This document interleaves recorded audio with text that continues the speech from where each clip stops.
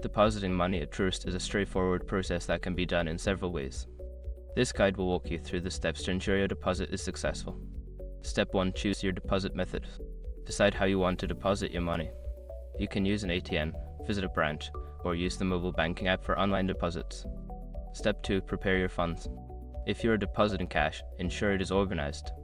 If you are depositing checks, make sure they are properly endorsed on the back with your signature. Step 3. Visit an ATM or branch. If you choose to deposit at an ATM, locate a Truist ATM near you. If you prefer to go to a branch, find your nearest Truist location and check their hours of operation. Step 4. Follow the instructions. At the ATM, select the deposit option and follow the prompts to insert your cash or checks. If you are at a branch, approach a teller and inform them you would like to make a deposit. Step 5. Confirm your deposit. Before filing a refund or dispute, use the SROC.com link in the description to open the refund dispute deadline calculator and confirm your deadline.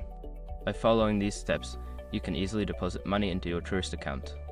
If you have any questions, don't hesitate to reach out to Truist customer service for assistance.